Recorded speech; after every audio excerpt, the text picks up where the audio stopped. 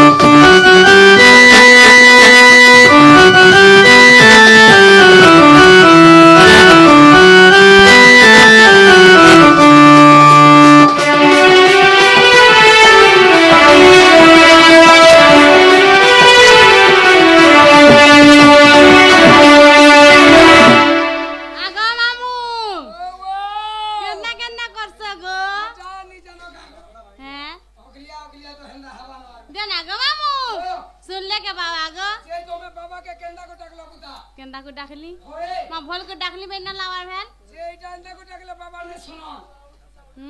रोसे बसे कर पारा टाकले जी मां केटा तक डाकले जे सुन सा ए बा तू हेत की हेला जे हां मां केंदा कर पूजा कर लग और ने बुता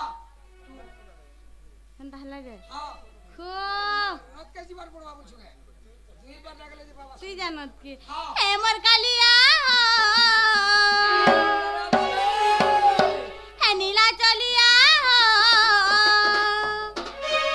हे नाई देबु मते ठकी छाड़ी दे हे नाई देबु मते ठकी हे मोर कालिया हे नीला चलिया हे मोर कालिया नीला चलिया नाई देबु मते ठकी हे नाई देबु मते ठकी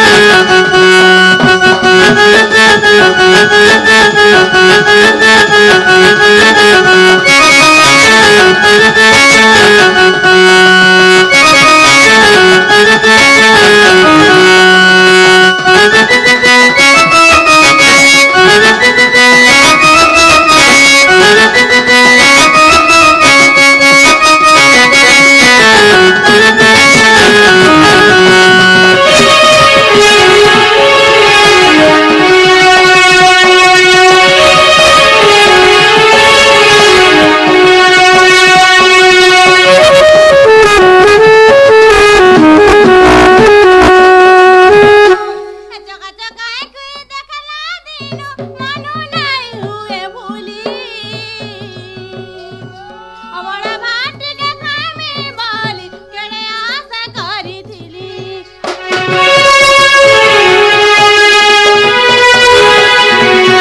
चका के देखला दिनु मानु नाई हुए भूली हमरा भाट के खामे बाली केड़े आशा करिथिली जीवन दीवार का रही थी बेटा की जीवन दीवार का रही थी बेटा की कार महाकाल करी नाई देबु मते ठकी नाई देबु मते ठकी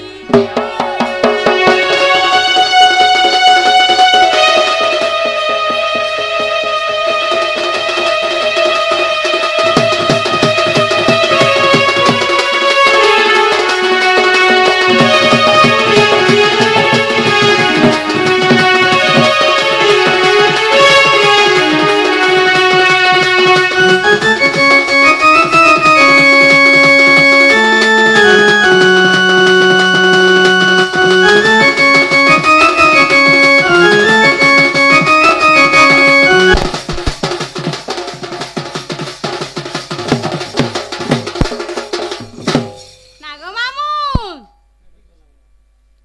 का वाला बुता सरला के तुमटा रोगो अतार खो फेल हे गला यामा ओ अतार खो फेल हे गला गो दिकेंदा करबो गो खो भितरे खो आगो मामू ओ। मुई जाऊ छे नहन ताबेले जो बुता जो